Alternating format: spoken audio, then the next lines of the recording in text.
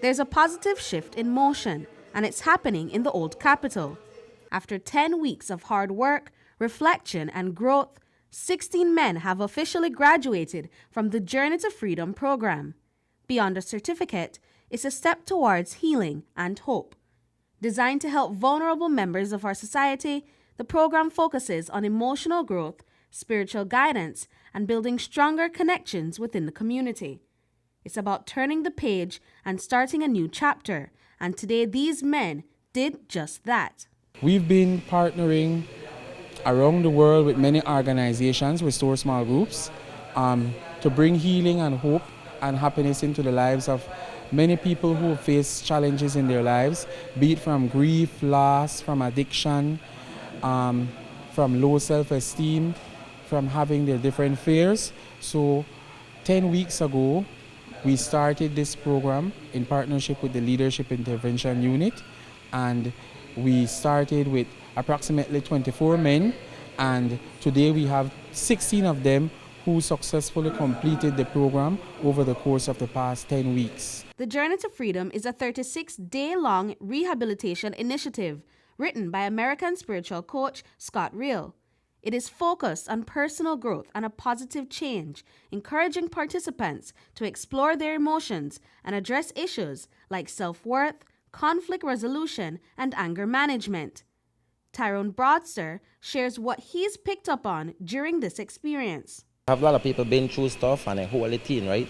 And they well, I say exile themselves from wrong people, and that's one thing where affect you when they hold in stuff. So the program tends to be like you're getting a small groups, and then you open up.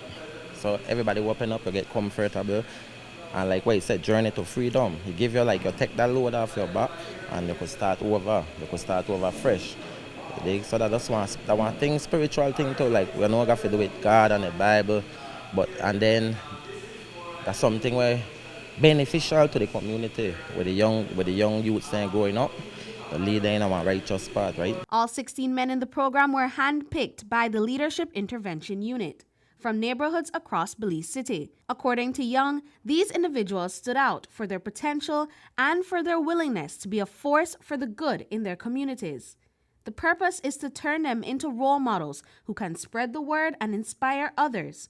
Young also shared his bigger vision of what Belize could look like if we had more stories of transformation like this one. More seeds of hope and healing being spread across more communities in Belize, to see Belizeans become more, generate a more holistic approach in helping each other, being there for each other and supporting each other and strengthening your neighbors and building solid spiritual Christian communities and values that reflect the good standing of everyday Belizean people who want peace, who want a reality where we don't have a life of too many crime and we have domestic abuse and other various crimes affecting our communities and in our culture today. Broster shares that his life choices were heavily influenced by the environment he was raised in.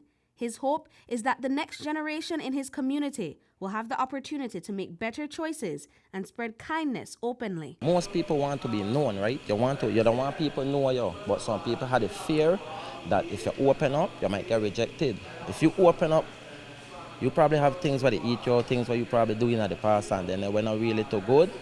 And you feel like, yes, you don't want people to know you, but then you're going to fear too, that if you don't open up, people will reject you. But that, like what I say, you call it like shame, right? Like shame.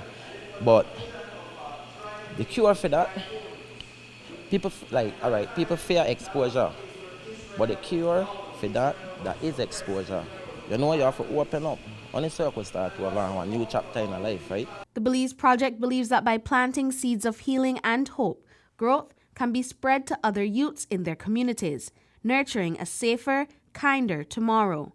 Britney Gordon for News 5.